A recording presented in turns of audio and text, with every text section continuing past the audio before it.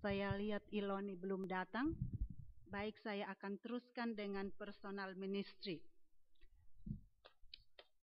Satu topik yang diberikan kepada saya adalah mengenai family matters, ya, family matters. Saya pikir salah satu topik yang cukup menarik. Ada satu istilah yang disebut dengan matter of great concern, ya, matter of great concern, atau perkara yang prihatin, atau perkara yang memprihatinkan. Jadi family matters ini adalah perkara atau urusan atau persoalan atau masalah di dalam sebuah keluarga. Seorang anak berumur 7 tahun. Anak ini agak tuli, bodoh di sekolah, nakal, sulit diatur, dan bahkan dianggap sebagai anak yang bebal. Menurut ibunya, kemampuan otaknya tidak mungkin lagi dia dapat mengikuti pelajaran di sekolah. Gurunya katakan sangatlah bodoh dan tidak layak lagi untuk sekolah. Lalu gurunya memberikan sebuah surat kepada anak ini untuk diserahkan kepada ibunya. Waktu ibunya membaca tulisan pada kertas itu, isinya adalah, Tommy anak ibu sangatlah bodoh, sulit diajar, tidak bisa diatur, sehingga guru-guru sudah give up, ya, give up. Kami pihak sekolah tidak sanggup lagi untuk mengajarnya.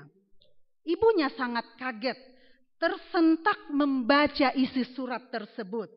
Besok harinya ibunya datang ke sekolah dan membicarakan masalah yang dihadapi anaknya.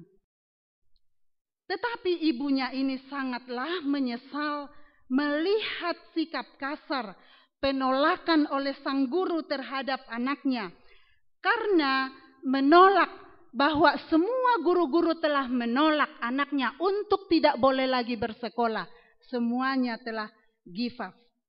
Ibunya pulang ke rumah, lalu di rumah dia mulai merenungkan akan kata-kata daripada guru ini. Di dalam hatinya ada sesuatu yang berontak, ya, dan menolak bahwa anak saya bukanlah anak yang bodoh dan bebal seperti yang engkau katakan. Begitulah mengiang dan mengiang terus di dalam pikirannya sampai dia capek, kemudian dia tertidur. Setelah dia bangun kembali, kemudian dia berdoa kepada Tuhan. Akhirnya tidak lama, ibu ini membuat satu tekad yang bulat dan memutuskan di dalam hatinya bahwa saya akan berhenti untuk bekerja. Saya sendiri yang akan mengajar dan mendidik anak saya. Saya akan menjadi guru pribadinya dan saya akan membuat anak saya menjadi seorang yang berarti dan akan kubuktikan, dan ini adalah janjiku bahwa anak saya bukan orang yang bodoh. Pada mulanya ibunya berusaha sekuat tenaga untuk memulihkan atau mengembalikan kepercayaan diri anaknya. Memang sangatlah berat, namun dia begitu sabar dan tidak berhenti berusaha. Ibunya memang pernah menjadi seorang guru di sekolah, tapi kemudian berganti profesi. Ibu ini tidak pernah memaksakan kehendaknya atau kemauannya, namun dia mencari berbagai macam cara untuk menarik perhatian anaknya. Ibunya mempelajari kepribadian serta kesukaan dan keinginan anaknya. Ibunya mulai membeli buku-buku pendidikan, bahasa, dan sejarah, dan buku-buku pengetahuan seperti tentang eksperimen, fisika, dan juga kimia atau buku-buku sains. Ibunya menerangkan apa yang dibaca, kemudian dia praktekkan di rumah. Rupanya buku-buku sains ini menarik perhatian anaknya dan mulai mempraktekkan setiap eksperimen yang ada di dalam buku tersebut. Rasa ingin tahu terhadap sesuatu rupa-rupanya kuat di dalam pikiran anak ini. Lama-lama anak ini menjadi seorang yang sangat tekun untuk bereksperimen dan membaca, juga belajar dan belajar yang diarahkan atau dituntun oleh ibunya. Karena anak ini kemudian anak ini mulai kumpulkan uang sakunya yang diberikan ibunya setiap hari untuk membeli alat-alat dan bahan-bahan percobaan untuk membuat laboratorium kecil di atap rumahnya yang sederhana. Ibunya mulai berhasil mendidik dan mengarahkan anak ini mencapai tahap belajar sendiri. Ibunya ini berusaha memahami diri anaknya dan terus mendorong sampai menemukan bidang yang benar-benar dia sukai, dia inginkan dan juga minati. Ibunya banyak mengajarkan tentang inisiatif dan sikap pantang menyerah.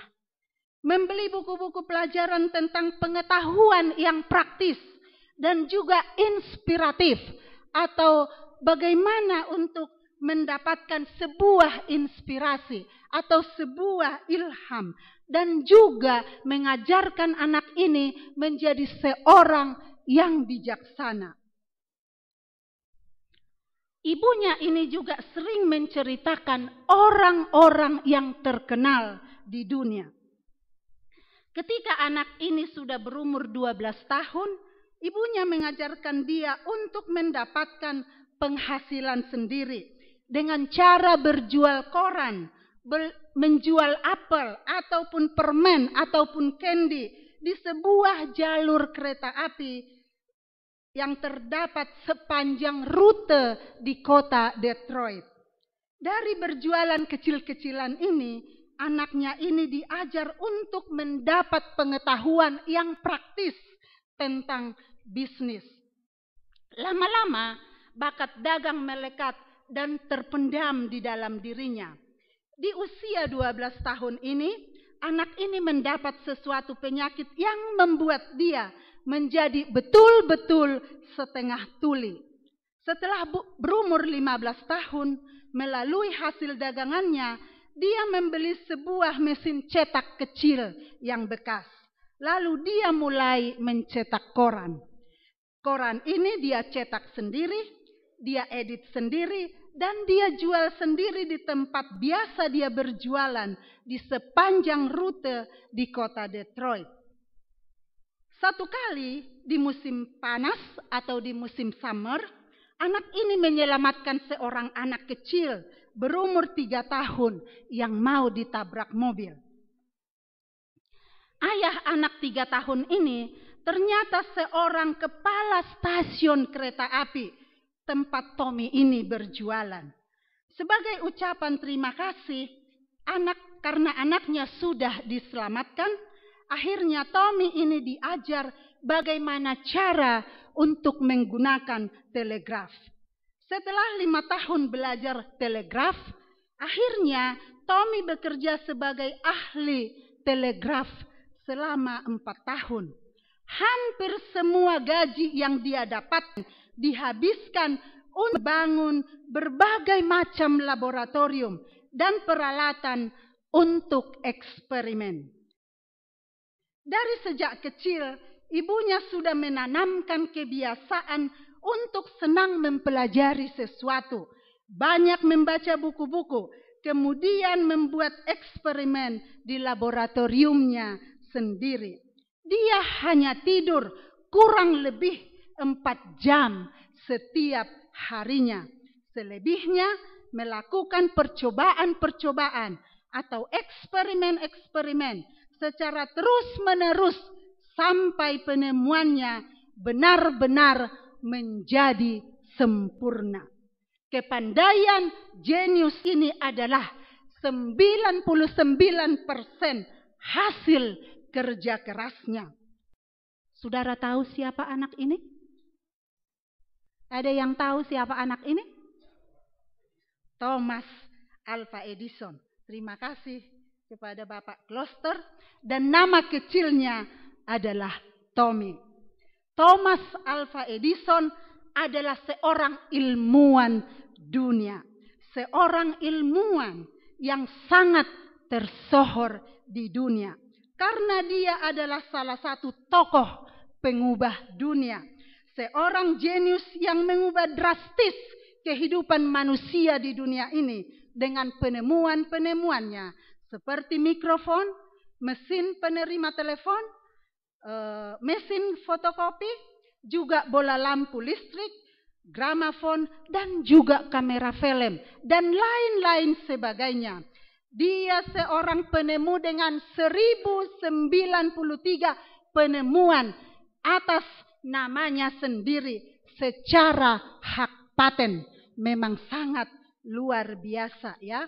Penemuannya telah membangkitkan industri-industri besar, terutama industri listrik, rekaman maupun film yang dapat mempengaruhi kehidupan masyarakat di seluruh dunia ini. Thomas Alva Edison lahir pada bulan Februari 1847 di Milan, Ohio. Dan ibu yang melahirkan dia bernama Nancy Matthew Edison. Seorang ibu yang sangat luar biasa dan hebat, yang dapat mencetak anaknya menjadi orang yang terbesar dan tersohor di dunia, di mana anaknya ini yang tadinya dianggap seorang yang tuli, orang yang bodoh, sulit diajar dan tidak bisa diatur, dan bahkan seorang anak yang dianggap bebal.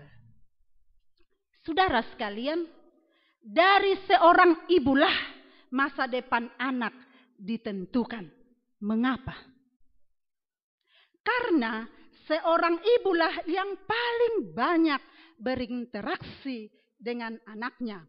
Ia yang mengasuh, ia yang mengajari, ia yang mendidik, ia yang mengarahkan masa depan anaknya. Baik atau buruknya, akhlak atau kelakuan si anak tidak lepas dari peran seorang ibu. Ajaran yang ditanamkan oleh seorang ibu di dalam keluarga sangat berpengaruh terhadap akhlak, terhadap kelakuan dan pemikiran si anak di masa mendatang. Keluarga merupakan pendidikan yang pertama yang diterima oleh si anak sebelum ia masuk ke sekolah formal. Ajaran atau didikan sang ibu akan terpatri